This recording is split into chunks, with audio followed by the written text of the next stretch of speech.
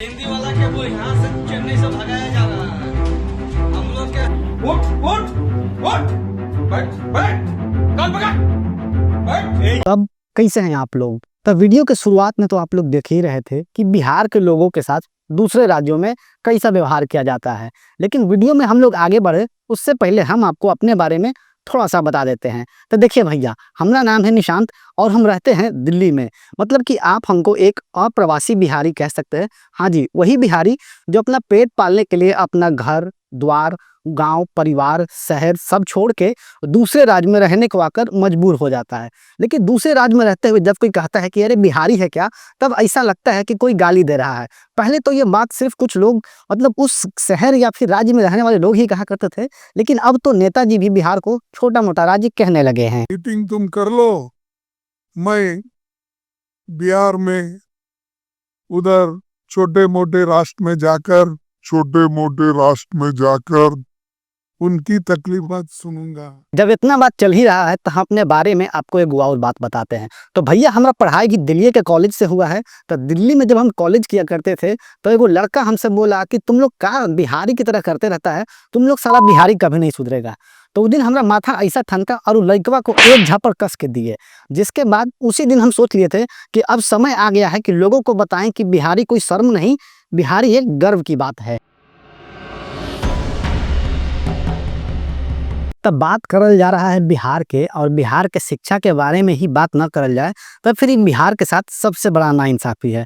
तो देखिए भैया, दुनिया का सबसे पुराना और श्रेष्ठ यूनिवर्सिटी मतलब कि नालंदा विश्वविद्यालय बिहार की ही देन है। मतलब कि आप सोच करके देखिए कि पुराने जमाने में ही बिहार में पढ़ने के लिए देश विदेश से लोग आया करते थे। लेकिन हाँ, अब बात अलग है कि हमारा जैसा बिहारी पढ़ने लिखने और उच्च शिक्षा प्राप्त करने के लिए बिहार से बाहर जाने को मजबूर है। लेकिन आज भी बिहार में कई ऐसे बड़े बड़े संस्थान जैसे IIT, NIT, IIM, fashion designing जैसे कोर्स के बड़े बड़े संस्थान हैं, और खान सर और आनंद सर जैसे बड़े बड़े शिक्षक बिहार में मौजूद है, जिनके बारे में शायद ही देश में कोई ऐसा शख्स हो जो ना जानता हो। अब बात पढ़ाई लिखाई और शिक्षा के चल ही रहा है, तो अब बात जरा विज्ञान के भी बारे में कर लेते हैं। तो भैया, शून्य के भी खोज वो बिहारी किए थे।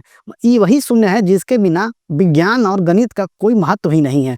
तो जी हाँ भैया, महान गणितज्ञ आर्यभट्ट भी बिहार से ही आते थे। इसके अलावा आज भी नासा और इसरो में कई ऐसे वैज्ञानिक हैं जो देश की नींव को मजबूत करने का काम कर रहे हैं। हालांकि उनका नाम तो लोगों को नहीं पता है, लेकिन आज भी वो देश के भविष्य के निर्माण में लगे हुए।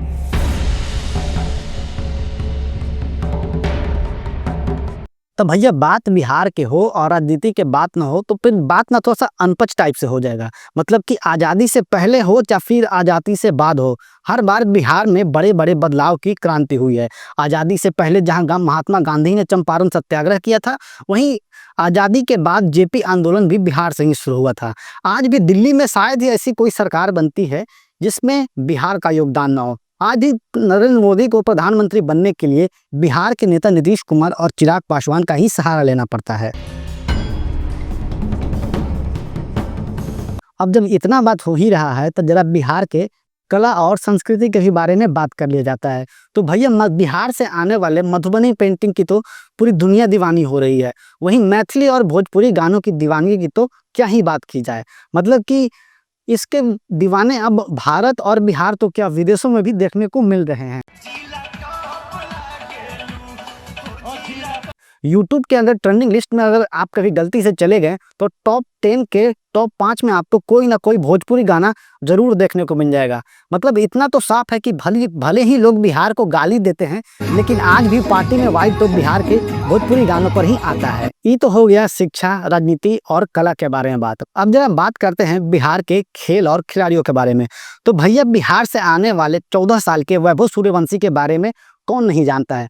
आज इस 14 साल के खिलाड़ी की पूरी दुनिया दीवानी हो रही है। हाँ, ये वही 14 साल के वैभव सूर्यवंशी है जिन्होंने IPL 2025 में 24, 25, 33, 34 हर उम्र के गेंदबाजों के छक्के छुड़ा दिए थे, और उन्होंने IPL में सबसे तेज शतक बनाने वाले भारतीय होने का रिकॉर्ड अपने नाम दर्ज किया था। इसके अलावा एक बात और ध्यान दीजिएगा भैया, मतलब कि महेंद्र सिंह धोनी भी पहले बिहार से ही आते थे, लेकिन वो बात अलग है कि बीच में झारखंड और बिहार अलग हो गया तो वो झारखंडी हो गए, लेकिन उनका जन्म बिहार में ही हुआ था। तो मतलब इतना कहना गलत नहीं होगा कि बिहार में अब खेल और खिलाड़ियों के भी दिन बदलने वाले हैं।